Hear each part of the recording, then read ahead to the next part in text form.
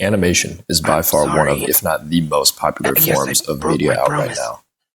It spans countless genres. You've got your fantasies, your slice of life, your horror, comedy, you name it.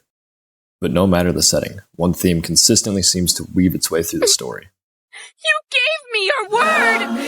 You gave me your word! ところで、あなたは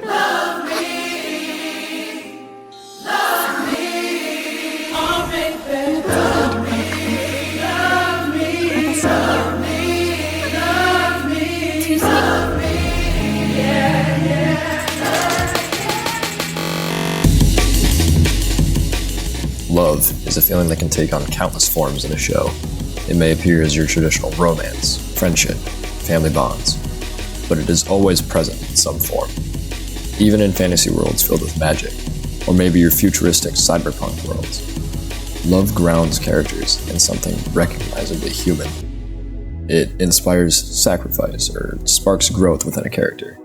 Sometimes it heals, and many times it hurts. But it always shapes the journey.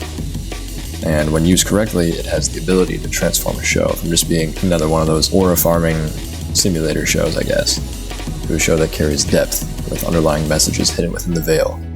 Which is pretty much a huge reason why a lot of these shows, despite their diversity, can just feel so relatable at times, because beneath the extraordinary, it reminds us of the most ordinary and powerful emotion that we all share.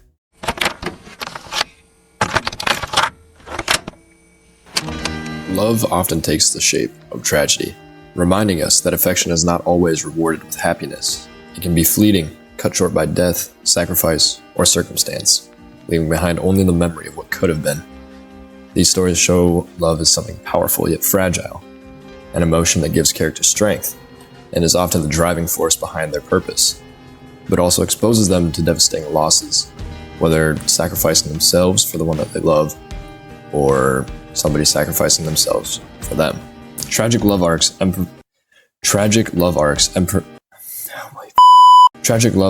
emphasize how even the most profound bonds can be undone by fate. They use tragedy not to diminish it, but to magnify love's value, suggesting that the beauty of it lies not in its duration, but the intensity in which it is felt. A perfect example of this would be in probably my favorite movie, But I Want to Eat Your Pancreas. The tragedy here lies in the inevitability. From the beginning, the audience knows that Sakura's time is limited, as she's suffering from pancreatic disease, and every tender moment is shadowed by the awareness of her impending death, which kind of leads the viewer to not really know when it's going to happen, but they know that it's going to happen eventually, which is why when she dies unexpectedly, spoiler alert, not even from her illness, but from just a random act of violence, the tragedy just deepens. It underscores the cruel unpredictability of life, reminding us that love can be cut short not only by fate, but even by just pure chance.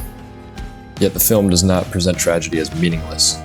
Instead, it shows how Sakura's love leaves a lasting imprint on the protagonist, teaching him how to embrace life and connect with others as he slowly gets out of his shell.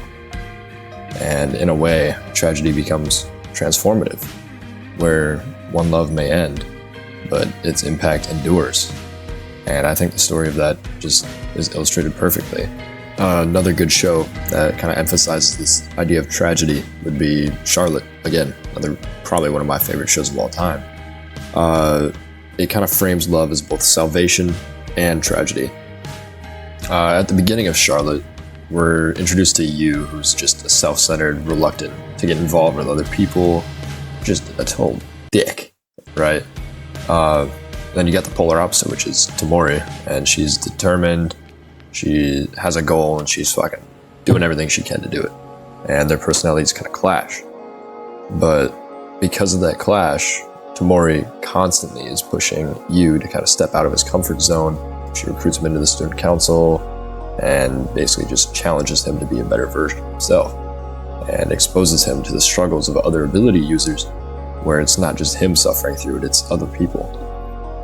And over time, he starts to kind of see now as not just a leader, but someone who genuinely cares about other people.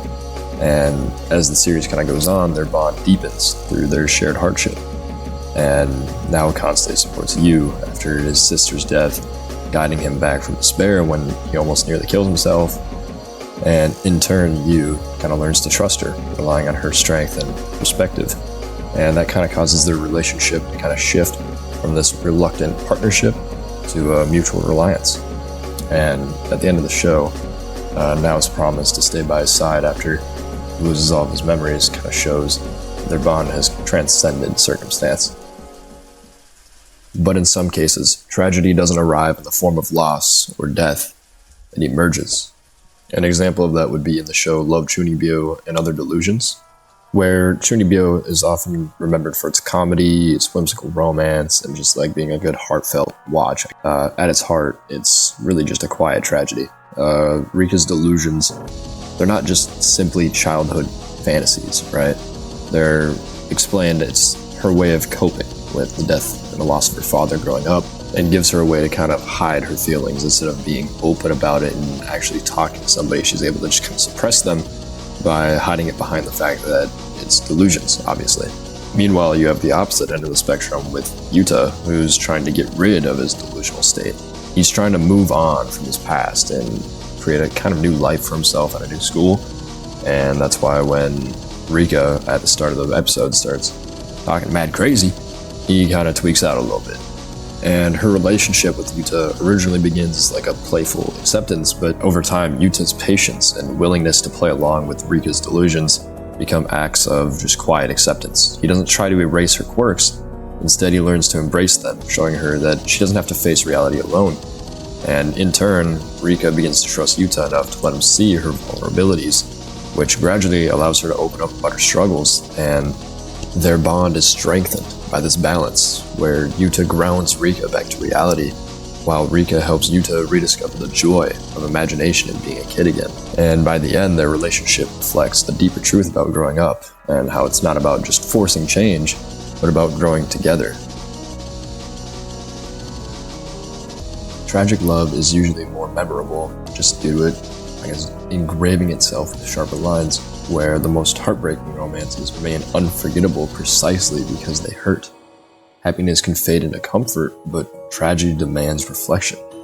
It forces us to carry the weight of what was lost and what might have been. That's why tragic love is usually the most effective. Its sorrow makes it impossible to forget, and these stories remind us that love's greatest power lies not only in the moments of bliss, but in the way its absence continues to shape us long after the final scene.